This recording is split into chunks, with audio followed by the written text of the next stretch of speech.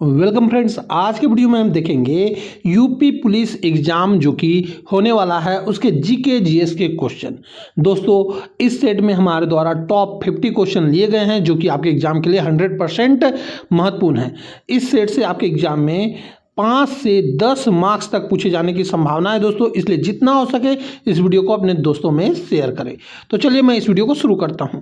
आज का हमारा पहला प्रश्न है, उत्तर प्रदेश के समसामयिक और प्रशासनिक विकास के अंतर्गत देश का पहला अमृत सरोवर उत्तर प्रदेश के किस जिले की पटवाई ग्राम पंचायत में स्थापित किया गया है? तो दोस्तों यह किया गया है रामपुर में। दोस्तों यह क्वेश्चन वेरी वेरी इंपॉर्टेंट है और 100% आपके एग्जाम में यह क्वेश्चन पूछा जाएगा। और इस प्रश्न का आप व्याख्या देखेंगे जो कि आपके एग्जाम के लिए काफ़ी महत्वपूर्ण है।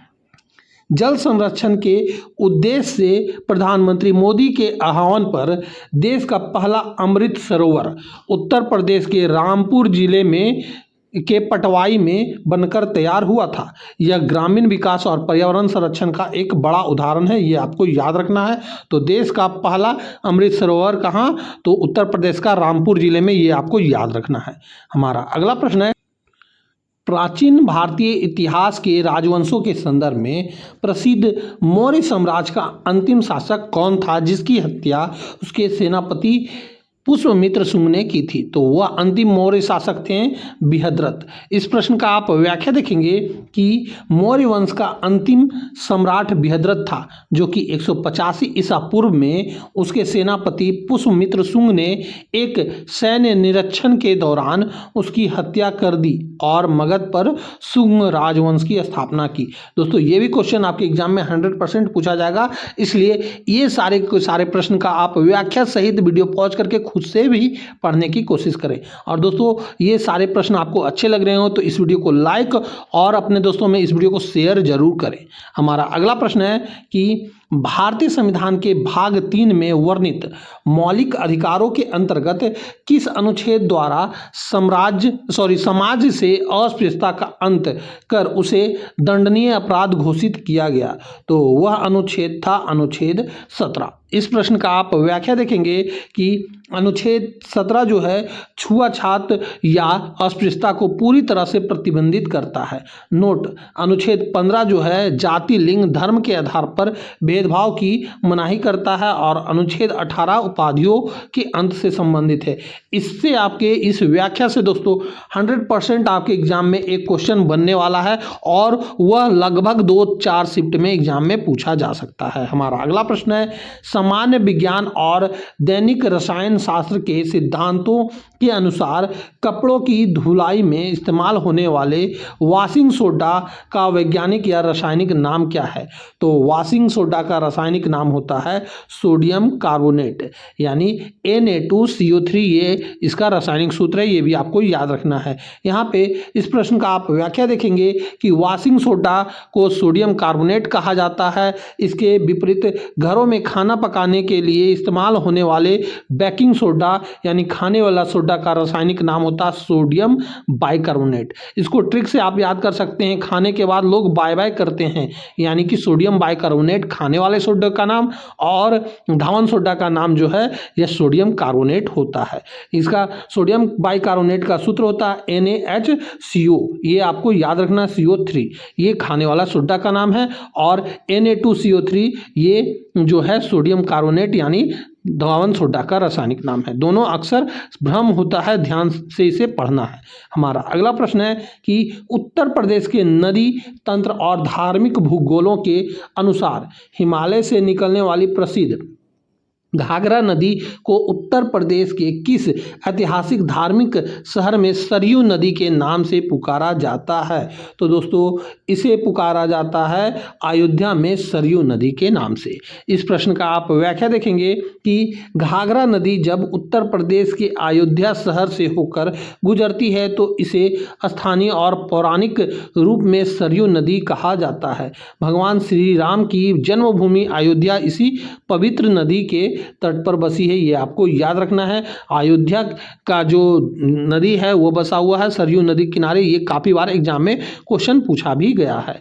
हमारा अगला प्रश्न है, भारतीय अर्थव्यवस्था कर प्रणाली के इतिहास में पूरे देश में एक राष्ट्र एक कर के उद्देश्य से लागू किया गया जीएसटी किस तारीख से प्रभावी हुआ था? तो दोस्तों जीएसटी जो है यह प्रभावी हुआ था 1 जुलाई 2017 को। दोस्तों यह वेरी इंपॉर्टेंट क्वेश्चन में से एक है और यह 100% आपके एग्जाम में पूछा जाएगा। इससे रिलेटेड आप व्याख्या देखेंगे कि भारत में 101वें संविधान संशोधन के माध्यम से 1 जुलाई 2017 से वस्तु एवं सेवा कर लागू किया गया था।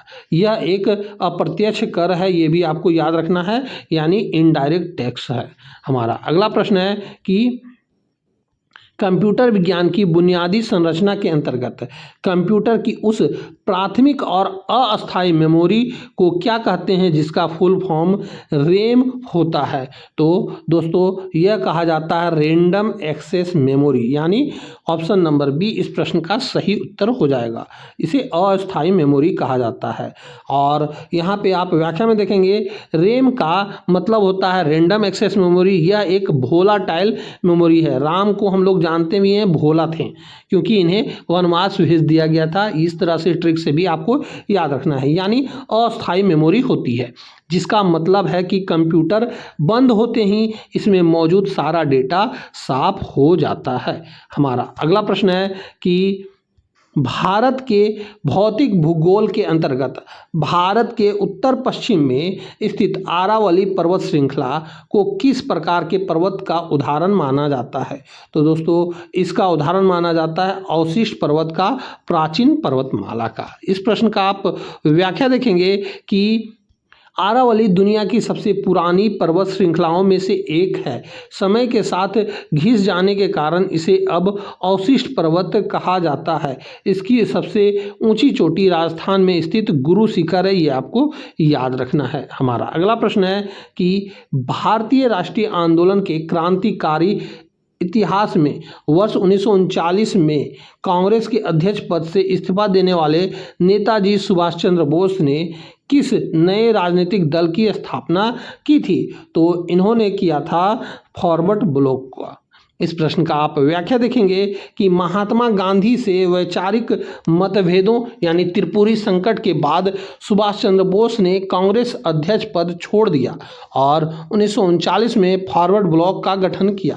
बाद में वे भारत से बाहर जाकर आज़ाद हिंद फौज के नेतृत्व किए थे, ये आपको याद रखना है। हमारा अगला प्रश्न है कि उत्तर प्रदेश पुलिस की कानून व्यवस्था और पुलिस नियमावली के तहत पुलिस अधिनियम 1861 की किस धारा में पुलिस अधिकारियों के कर्तव्यों का विस्तृत वर्णन है? तो वह धारा है दोस्तों धारा 23। इस प्रश्न का आप व्याख्या देखेंगे कि धारा 23 के अनुसार प्रत्येक पुलिस अधिकारी का यह कर्तव्य होगा कि वह कानून व्यवस्था बनाए रखे, अपराधियों को पकड़ने, खुफिया जानकारी इकट्ठा करने और जनता की सुरक्षा सुनिश्चित करे। हमारा अगला प्रश्न है कि उत्तर प्रदेश की सूफी परंपरा और सांस्कृतिक धरोहर के अंतर्गत प्रसिद्ध सूफी संत हाजी वारिस अली शाह की पवित्र मजार उत्तर प्रदेश के किस स्थान पर स्थित है जहां भव्य देवा शरीफ मेला लगता है? तो देवा शरीफ मेला कहाँ लगता है दोस्तों? तो यह लगता है बाराबंकी में।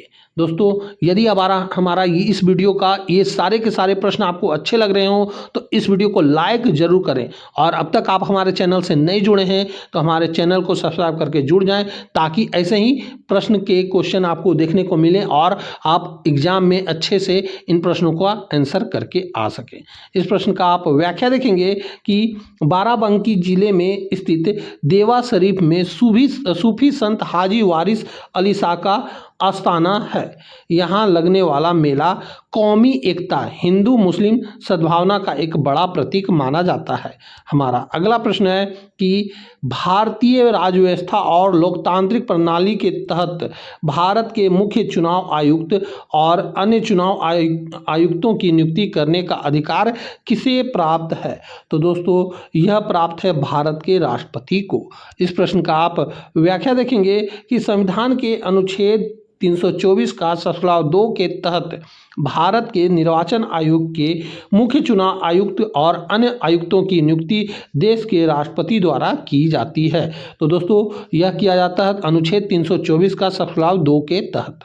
हमारा अगला प्रश्न है कि मानव शरीर के जीव विज्ञान और पोषण के नियमों के अनुसार किसी चोट या घाव पर रक्त का थक्का जमने और बहते हुए खून को रोकने में कौन सा विटामिन मुख्य भूमिका निभाता है? तो वह है विटामिन के। इस प्रश्न का आप व्याख्या देखेंगे कि विटामिन के शरीर में प्रोथ्रोम्बिन नामक प्रोटीन बनाने में मदद करता है जो खून का थक्का जमने के लिए जरूरी है। इसकी कमी होने पर चोट लगने पर खून बहना बंद नहीं होता। हमारा अगला प्रश्न है कि पृथ्वी के भूगोल और प्राकृतिक आपदाओं के अध्ययन के अंतर्गत पृथ्वी के भीतर से उठने वाले भूकंप की तीव्रता को सटीक रूप से मापने के लिए किस यंत्र का प्रयोग किया जाता है? तो दोस्तों वह यंत्र है सिस्मोग्राफ यानी रिएक्टर स्केल। इस प्रश्न का आप व्याख्या देखेंगे कि भूकंपीय तरंगों को रिकॉर्ड करने वाले ग्राफ को सिस्मोग्राफ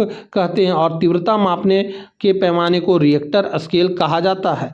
बैरोमीटर से वायुमंडलीय दाब और हाइग्रोमीटर से हवा की आर्द्रता मापी जाती है। दोस्तों यहाँ ह से हवा और ह से हाइग्रोमीटर, इस तरह से आर्द्रता मापी जाती है हवा की, हाइग्रोमीटर से, और वायुमंडलीय दाब मापा जाता है बैरोमीटर से। ये आपको याद रखना है, ये काफ़ी बार एग्जाम में क्वेश्चन पूछे जाते हैं। हमारा अगला प्रश्न है कि दिल्ली सल्तनत के मध्यकालीन इतिहास में अपनी अत्यधिक उदारता और लाखों का दान करने की प्रवृत्ति के कारण किस सुल्तान को लाख बख्श की उपाधि दी गई थी? तो दोस्तों वह सुल्तान थे कुतुबुद्दीन ऐबक। इस प्रश्न का आप व्याख्या देखेंगे कि गुलाम वंश के संस्थापक कुतुबुद्दीन ऐबक को उसकी दानवीरता के कारण लाख बख्श कहा जाता है। उसने ही दिल्ली में कुतुब मीनार की नींव रखी थी, ये आपको याद रखना है। हमारा अगला प्रश्न है कि उत्तर प्रदेश की भौगोलिक बनावट और सीमावर्ती जिलों के अनुसार उत्तर प्रदेश का कौन सा एकमात्र जिला है जो 3 तरफ से मध्य प्रदेश राज्य की सीमा से घिरा हुआ है? तो दोस्तों वह जिला का नाम है ललितपुर। ललितपुर जो है मध्य प्रदेश के 3 तरफ से घिरा हुआ है, ये आपको याद रखना है। इस प्रश्न का आप व्याख्या देखेंगे कि उत्तर प्रदेश का ललितपुर जिला नक्शे में नीचे की तरफ बढ़ा हुआ है और यह उत्तर प्रदेश को छोड़कर बाकी तीनों दिशाओं पूरब, पश्चिम, दक्षिण से मध्य प्रदेश से घिरा हुआ है, ये आपको याद रखना है। दोस्तों यह 100% आपके एग्जाम में क्वेश्चन पूछा जाएगा।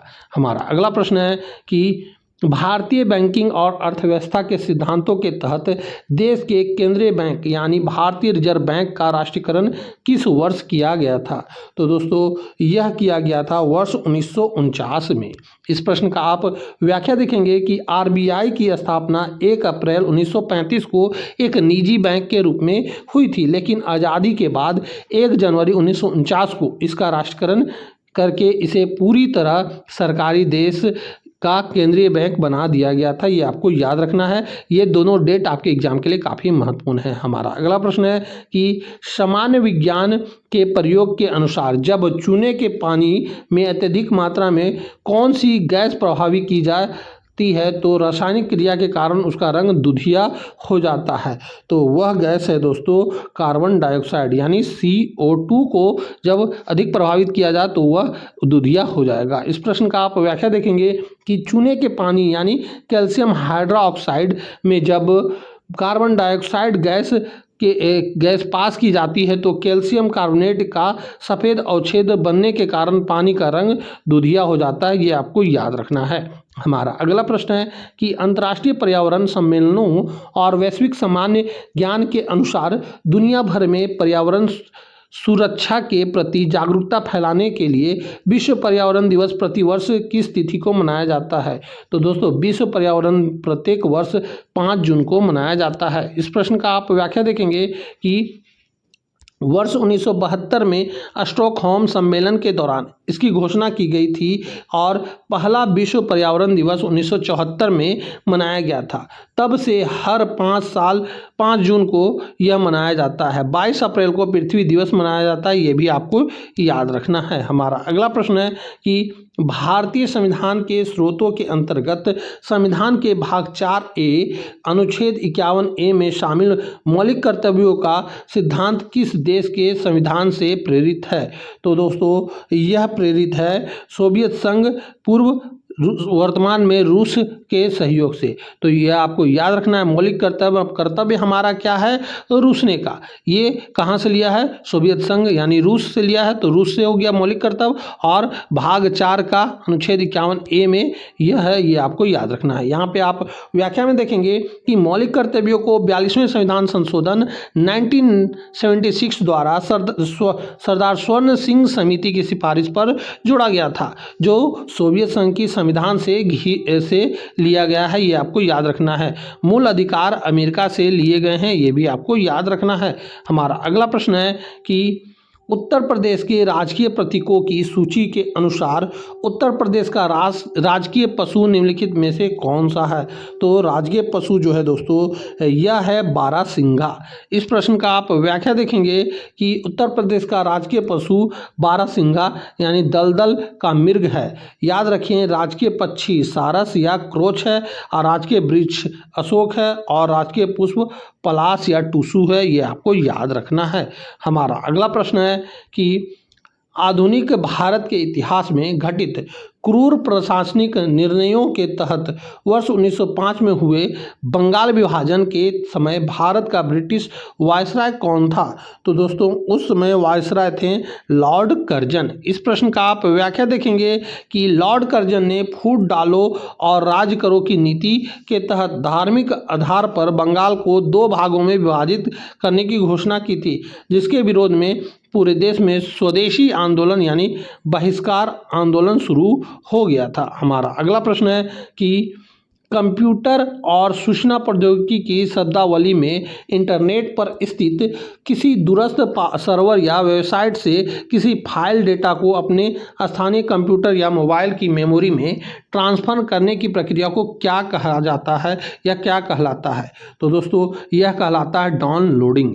इस प्रश्न का आप व्याख्या देखेंगे कि जब हम इंटरनेट से कुछ अपने फ़ोन में सेव करते हैं तो वह डाउनलोडिंग है। इसके विपरीत अपने फ़ोन से कोई फोटो या फाइल इंटरनेट सोशल मीडिया पर भेजने की प्रक्रिया को अपलोडिंग कहा जाता है, ये आपको याद रखना है। हमारा अगला प्रश्न है कि भारत की भौगोलिक अवस्थिति के अनुसार भारत के बीचों बीच से गुजरने वाली काल्पनिक रेखा कर्क रेखा भारत के कुल कितने राज्यों से होकर गुजरती है?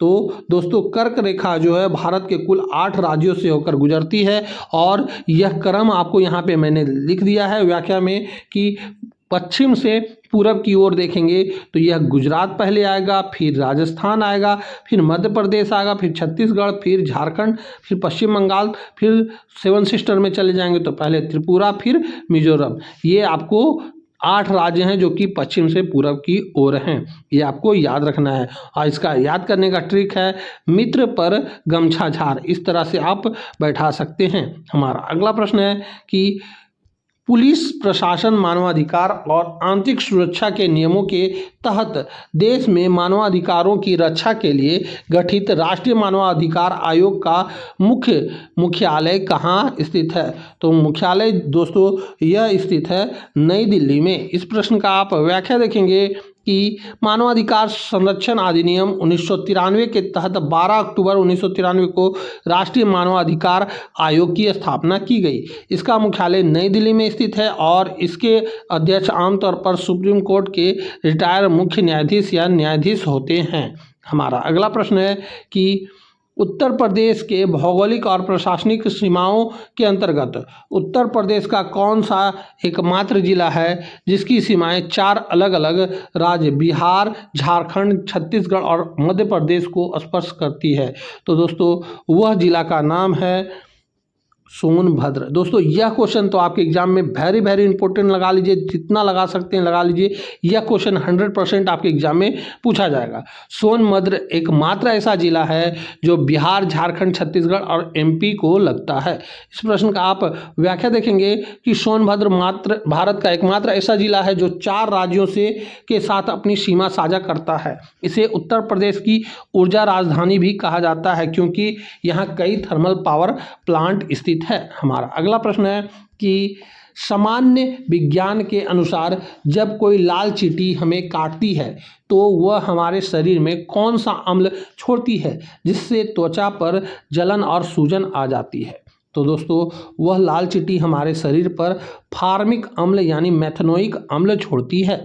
इस प्रश्न का आप व्याख्या देखेंगे कि चींटियों, मधुमक्खियों और बिच्छू के डंक में फॉर्मिक एसिड होता है। इसके असर को कम करने के लिए प्रभावित जगह पर बेकिंग सोडा या केलामाइन लोशन यानी क्षारीय प्रकृति लगाया जाता है। हमारा अगला प्रश्न है कि आधुनिक भारतीय इतिहास के सामाजिक धार्मिक सुधार आंदोलनों के अंतर्गत वर्ष 1928 में कोलकाता में ब्रह्म समाज की स्थापना किसने की थी? तो ब्रह्म समाज की स्थापना राजा राम मोहन राय के द्वारा किया गया था। इस प्रश्न का आप व्याख्या देखेंगे कि राजा राम मोहन राय को आधुनिक भारत का जनक कहा जाता है। उन्होंने सती प्रथा के उन्मूलन और मूर्ति पूजा के विरोध में ब्रह्म समाज की स्थापना की थी। उनके प्रयासों से ही 1829 में सती प्रथा पर रोक लगी थी। हमारा अगला प्रश्न है कि भारत की प्रमुख नदियां और भौगोलिक आपदाओं के संदर्भ में किस नदी को अपने मार्ग बदलने और विनाशकारी बाढ़ लाने के कारण बिहार का शौक कहा जाता है? तो दोस्तों बिहार का शौक कोसी नदी को कहा जाता है। इस प्रश्न का आप व्याख्या देखेंगे कि कोसी नदी हिमालय से निकलकर बिहार में गंगा नदी में मिलती है।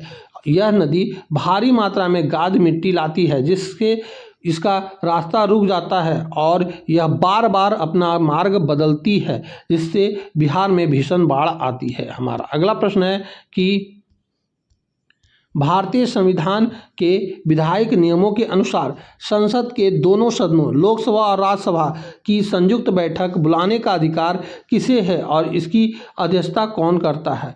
तो दोस्तों इसे बुलाने का अधिकार राष्ट्रपति को होता है और इसकी अध्यक्षता जो किया जाता है यह किया जाता है लोकसभा अध्यक्ष के द्वारा। तो यानी ऑप्शन नंबर बी इस प्रश्न का सही उत्तर हो जाएगा। राष्ट्रपति और लोकसभा अध्यक्ष के द्वारा इसकी अध्यक्षता की जाती है। यहाँ पे आप व्याख्या देखेंगे कि संविधान के अनुच्छेद 108 के तहत किसी विधेयक पर गतिविधियों होने पर राष्ट्रपति संयुक्त बैठक बुलाता है, लेकिन इस बैठक की अध्यक्षता हमेशा लोकसभा अध्यक्ष द्वारा की जाती है। हमारा अगला प्रश्न है कि उत्तर प्रदेश पुलिस प्रशासनिक ढांचे के अंतर्गत जिले की पुलिस व्यवस्था का सर्वोच्च अधिकारी कौन होता है जिसे आमतौर पर कप्तान साहब कहा जाता है? तो दोस्तों यह कहा जाता है पुलिस अधीक्षक यानी एसपी और वरिष्ठ पुलिस अधीक्षक यानी एसएसपी को कहा जाता है। इस प्रश्न का आप व्याख्या देखेंगे कि किसी भी जिले की कानून व्यवस्था और पुलिस बल का नेतृत्व जिले के एसपी या एसएसपी बड़े जिलों में द्वारा की जाती है, जबकि पूरे राज्य के पुलिस बल का मुखिया डीजीपी यानी पुलिस महानिदेशक होता है। हमारा अगला प्रश्न है कि मानव शरीर की संरचना और व्यवस्था विज्ञान के अनुसार आँखों की रोशनी के लिए जिम्मेदार किस विटामिन की कमी से रतौंधी नामक रोग होता है जिसमें रात में दिखाई देना बंद या कम हो जाता है? तो वह विटामिन है दोस्तों विटामिन ए।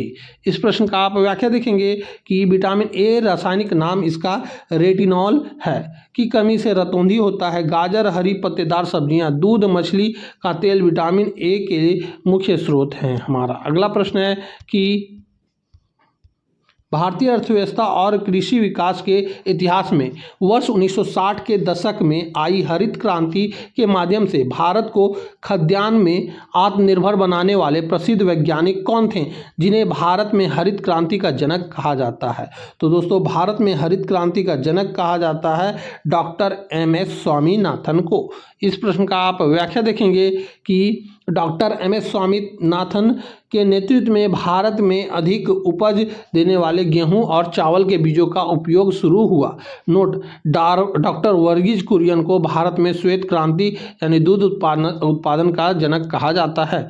हमारा अगला प्रश्न है कि उत्तर प्रदेश के प्रसिद्ध सांस्कृतिक मेलों के अंतर्गत आगरा जिले में यमुना नदी के तट पर लगने वाला ऐतिहासिक बटेश्वर मेला मुख्य रूप से किस प्रकार का मेला है?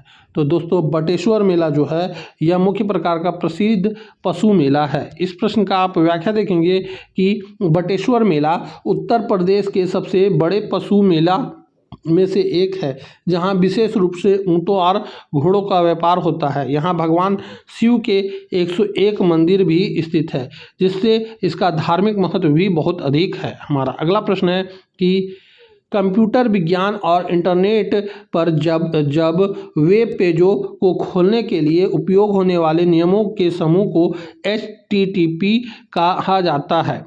इस HTTP का पूर्ण रूप क्या है, यानी फुल फॉर्म क्या है? तो HTTP का फुल फॉर्म होता है हाइपर टेक्स्ट ट्रांसफ़र प्रोटोकॉल, यानी ऑप्शन नंबर ए इस प्रश्न का सही उत्तर हो जाएगा। इस प्रश्न का आप व्याख्या देखेंगे कि HTTP का मतलब हाइपर टेक्स्ट ट्रांसफ़र प्रोटोकॉल है। यह इंटरनेट पर डेटा, टेक्स्ट, इमेज, वीडियो को सुरक्षित रूप से सर्वर से आपके ब्राउज़र तक ट्रांसफ़र करने का नियम है। सुरक्षित वेबसाइटों के इसके आगे S लगा होता है, यानी सिक्योर लगा होता है। हमारा अगला प्रश्न है कि भारतीय लोकतांत्रिक इतिहास के एक महत्वपूर्ण फैसले के तहत किस संविधान संशोधन अधिनियम द्वारा भारत में मतदान करने की न्यूनतम आयु 21 वर्ष से घटाकर 18 वर्ष कर दिया गया था? तो दोस्तों, यह किया गया था 61वां संविधान संशोधन के द्वारा। इस प्रश्न का आप व्याख्या देखेंगे कि वर्ष 1989 में लागू 61वां संविधान संशोधन अधिनियम द्वारा अनुच्छेद 326 में बदलाव करके युवाओं को 18 वर्ष की आयु में ही वोट डालने का अधिकार दिया गया था। हमारा अगला प्रश्न है कि मध्यकालीन और आधुनिक भारत के संविधान काल में अंग्रेजों और बंगाल के नवाब सिराजुद्दौला के बीच हुआ ऐतिहासिक प्लासी का युद्ध किस वर्ष लड़ा गया था, जिसने भारत में ब्रिटिश शासन की नींव रखी? तो प्लासी का युद्ध लड़ा गया था 1757 में। इस प्रश्न का आप व्याख्या देखेंगे कि 23 जून 1757 को रॉबर्ट क्लाइव के नेतृत्व में ब्रिटिश सेना और नवाब सिराजुद्दौला के बीच प्लासी का युद्ध हुआ। मीर जाफर की गद्दारी के कारण नवाब यह युद्ध हार गए थे, ये आपको याद रखना है। हमारा अगला प्रश्न है कि भारत की भौगोलिक स्थिति के अनुसार भारत का मानक समय किस देशांतर रेखा से मापा जाता है, जो उत्तर प्रदेश के मिर्ज़ापुर प्रयागराज से होकर गुजरती है? तो दोस्तों, उस रेखा को मापा जाता है 82.5 डिग्री पूर्वी देशांतर रेखा से। इस प्रश्न का आप व्याख्या देखेंगे कि भारत की मानक समय रेखा 82.5 डिग्री पूर्वी देशांतर है। यह समय ग्रीनविच मीन टाइम से 5.5 घंटा आगे चलता है। यह रेखा भारत के 5 राज्यों यूपी और MP, छत्तीसगढ़, उड़ीसा, आंध्र प्रदेश से होकर गुजरती है, ये आपको याद रखना है दोस्तों। और जो देशांतर रेखा है ये काफ़ी बार एग्जाम में क्वेश्चन पूछा भी गया है। हमारा अगला प्रश्न है कि उत्तर प्रदेश के औद्योगिक और व्यापारिक शहरों की सूची में कांच के उद्योगों और विशेष रूप से खूबसूरत कांच की चूड़ियों के निर्माण के लिए दुनिया भर में प्रसिद्ध जिला कौन सा है, जिसे सुहाग नगरी भी कहते हैं? तो दोस्तों, सुहाग नगरी कहा जाता है फिरोजाबाद को। इस प्रश्न का आप व्याख्या देखेंगे कि फिरोजाबाद को कांच के सम्मान और चूड़ियों के उत्पादन के लिए सुहाग नगरी या ग्लास सिटी कहा जाता है। कन्नौज इत्र के लिए और बरेली बेत व जरी के लिए और सहारनपुर जो है लकड़ी पर नक्काशी के लिए प्रसिद्ध है, ये आपको याद रखना है। ये क्वेश्चन आपके व्याख्या के अनुसार काफ़ी महत्वपूर्ण है। हमारा अगला प्रश्न है कि भारत के औद्योगिक इतिहास की सबसे दुखद घटना भोपाल गैस त्रासदी में यूनियन कार्बाइड कारखानों के किस अत्यधिक जहरीली गैस का रिसाव हुआ था? तो दोस्तों इसमें मिथाइल आइसोसाइनेट का रिसाव हुआ था। इस प्रश्न का आप व्याख्या देखेंगे कि 2 से 3 दिसंबर 1984 की रात को भोपाल स्थित कीटनाशक बनाने वाले कारखाने से मिथाइल आइसोसाइनेट गैस लीक हुई थी, जिसके कारण हजारों लोग की सोते समय ही दर्दनाक मौत हो गई थी। हमारा अगला प्रश्न है कि उत्तर प्रदेश पुलिस की कानूनी धाराओं के ज्ञान के अंतर्गत दंड प्रक्रिया संहिता की धारा में संज्ञेय अपराध को परिभाषित किया गया है, जिसमें पुलिस बिना वारंट के आरोपी को गिरफ्तार कर सकती है। तो दोस्तों वह धारा जो है वह धारा है धारा 2 का सस्लाव 3 के अंतर्गत। इस प्रश्न का आप व्याख्या देखेंगे कि CRPC की धारा 2 का सस्लाव 3C के तहत संज्ञेय अपराध के गंभीर अपराध को जैसे हत्या, डकैती, बलात्कार होते हैं, जिसमें पुलिस अधिकारी को कानूनी किसी वारंट के बिना अपराधी को गिरफ्तार करने और मामले की जांच शुरू करने का अधिकार होता है। हमारा अगला प्रश्न है कि भौतिक विज्ञान के मूलभूत सिद्धांतों और मात्रकों के अनुसार खगोलीय पिंडों, तारों, आकाशगंगाओं के बीच की अधिकतम लंबी दूरी को मापने के लिए उपयोग की जाने वाली इकाई प्रकाश वर्ष किसका मात्रक है? तो दोस्तों प्रकाश वर्ष दूरी का मात्रक होता है। इस प्रश्न का आप व्याख्या देखेंगे कि प्रकाश वर्ष समय का नहीं बल्कि दूरी का मात्रक है। इसका अर्थ होता है प्रकाश द्वारा एक वर्ष में वैक्यूम यानी निर्वात में तय की गई कुल दूरी। एक प्रकाश वर्ष लगभग 9.46 इंटू 10⁻12 किलोमीटर के बराबर होता है। हमारा अगला प्रश्न है कि भारतीय राज्यव्यवस्था के आपातकालीन प्रावधानों के तहत जब देश में राष्ट्रीय आपातकाल अनुच्छेद 352 लागू होता है तब भी किन 2 मौलिक अधिकारों को निलंबित नहीं किया जा सकता? तो वे 2 मौलिक अधिकार हैं अनुच्छेद 20 और 21। इस प्रश्न का आप व्याख्या देखेंगे कि 44वें संविधान संशोधन 1978 द्वारा यह नियम बनाया गया कि आपातकाल के दौरान भी नागरिकों के अनुच्छेद 20 यानी अपराधों के लिए दोषसिद्ध के संबंध में संरक्षण और अनुच्छेद 21 प्राण एवं दैहिक स्वतंत्रता का अधिकार को छीना नहीं जा सकता। हमारा अगला प्रश्न है कि उत्तर प्रदेश से जुड़े क्रांतिकारी इतिहास के अंतर्गत राम प्रसाद बिस्मिल, अशफाक उल्ला खान और चंद्रशेखर आजाद जैसे क्रांतिकारियों द्वारा की गई ऐतिहासिक काकोरी ट्रेन कार्रवाई किस वर्ष घटित हुई थी? तो दोस्तों यह घटित हुई थी 9 अगस्त 1925 को। इस प्रश्न का आप व्याख्या देखेंगे कि हिंदुस्तान रिपब्लिक एसोसिएशन के क्रांतिकारियों ने लखनऊ के पास काकोरी नामक स्टेशन पर सरकारी खजाना ले जा रही 8 डाउन ट्रेन को रोका और धन लूटा ताकि वे अंग्रेजों के खिलाफ हथियार खरीद सके। उत्तर प्रदेश सरकार ने इसका नाम बदलकर काकोरी ट्रेन एक्शन कर दिया है, ये आपको याद रखना है। हमारा अगला प्रश्न है उत्तर प्रदेश के भूगोल और पर्यावरण के अनुसार राज्य का वह कौन सा प्रसिद्ध राष्ट्रीय उद्यान है जो खीरी और लखीमपुर जिलों में फैला है और बारहसिंगा तथा बाघों के संरक्षण के लिए जाना जाता है? तो दोस्तों वह है दुधवा राष्ट्र उद्यान। इस प्रश्न का आप व्याख्या देखेंगे कि दुधवा राष्ट्र उद्यान उत्तर प्रदेश का एकमात्र और सबसे प्रसिद्ध राष्ट्र उद्यान है। इसकी स्थापना 1977 में हुई थी और यह भारत नेपाल के सीमा के पास तराई क्षेत्र में स्थित है। हमारा अगला प्रश्न है कि भारतीय अर्थव्यवस्था और नीति निर्माण के तहत योजना आयोग को समाप्त करके 1 जनवरी 2015 को स्थापित की गई नीति आयोग का पदेन अध्यक्ष कौन होता है? तो नीति आयोग का पदेन अध्यक्ष होता है भारत के प्रधानमंत्री। इस प्रश्न का आप व्याख्या देखेंगे कि नीति आयोग का फुल फॉर्म होता है national information for transforming India. आयोग का सरकार के थिंक टैंक के रूप में काम करती है। देश के प्रधानमंत्री ही पदेन अध्यक्ष होते हैं, इसके ये आपको याद रखना है। हमारा अगला प्रश्न है कि भारत के भौतिक भूगोल और पर्वतीय चोटियों के अध्ययन के अनुसार दक्षिण भारत या प्रायद्वीपीय भारत की सबसे ऊंची पर्वत चोटी कौन सी है जो अन्नामलाई पहाड़ियों पर स्थित है? तो दोस्तों उस चोटी का नाम है अनाईमुड़ी। इस प्रश्न का आप व्याख्या देखेंगे कि अनाईमुड़ी दक्षिण भारत की सबसे ऊंची चोटी है। जिसकी ऊंचाई 2695 मीटर है और यह केरल राज्य में स्थित है। नोट, दोदा बेटा जो है नीलगिरी पहाड़ी की सबसे ऊंची चोटी है, ये आपको याद रखना है। दोदा बेटा नीला है, ये आपको याद रखना है। बेटा कैसा होता है? नीला होता है। इस ट्रिक से आप याद रखेंगे। इसका जो नीलगिरी की सबसे ऊंची चोटी है वह दोदा बेटा है। हमारा अगला प्रश्न है, भारतीय संविधान के संसाधनों के इतिहास में मूल संविधान में शामिल 7वें मौलिक अधिकार यानी संपत्ति के अधिकार को किस वर्ष कानूनी अधिकार बना दिया गया था? तो दोस्तों यह बनाया गया था 44वें संविधान संशोधन 1978 के द्वारा।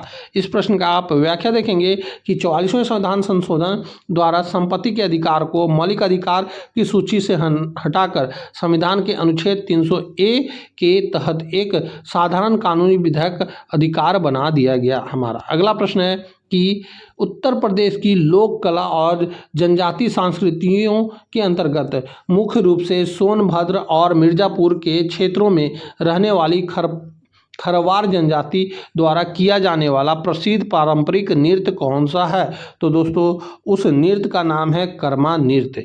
इस प्रश्न का आप व्याख्या देखेंगे कि कर्मा नृत्य सोनभद्र और मिर्जापुर के जंगलों में रहने वाली खरवार और गोंड जनजातियों का एक प्रमुख लोक नृत्य है। यह नृत्य पर्यावरण, प्राकृतिक और फसलों की कटाई से जुड़ा हुआ है। हमारा अगला प्रश्न है कि दैनिक जीवन में उपयोग होने वाले ईंधन और रसायन विज्ञान के अनुसार हमारे घरों में खाना पकाने के लिए इस्तेमाल होने वाला LPG सिलेंडर में मुख्य रूप से किन गैसों का मिश्रण होता है? तो दोस्तों इसमें मिश्रण होता है प्रोपेन और ब्यूटेन का। इस प्रश्न का आप व्याख्या देखेंगे कि LPG में मुख्य रूप से प्रोपेन और ब्यूटेन गैस उच्च दाब पर तरल रूप में भरी होती है, जिसमें ब्यूटेन की मात्रा सबसे अधिक होती है। LPG पूरे तरह गंधहीन होती है, इसीलिए गैस लीक का पता लगाने के लिए इसमें तीखी गंध वाला इथाइल मरकप्टन मिलाया जाता है। ये आपको याद रखना है। तो दोस्तों यहीं पे हमारा 50 क्वेश्चन का यह सेट पूरा होता है और इस सेट से आपके एग्जाम में 100% सवाल पूछे जाएंगे दोस्तों। इसलिए जितना हो सके इस वीडियो को अपने दोस्तों में भी शेयर करें और यदि आपको यह वीडियो अच्छा लगा हो तो इस वीडियो को लाइक करते चले और हमारे चैनल से अब तक आप नहीं जुड़े हैं तो हमारे चैनल को सब्सक्राइब करके जुड़ जाएं ताकि आगे आने वाले वीडियो का नोटिफिकेशन आपको सबसे पहले मिल सके। तो दोस्तों यहीं पे हम इस वीडियो को समाप्त करते हैं। अब हम आपसे मिलेंगे अगली वीडियो में, तब तक के लिए जय हिंद, वंदे मातरम।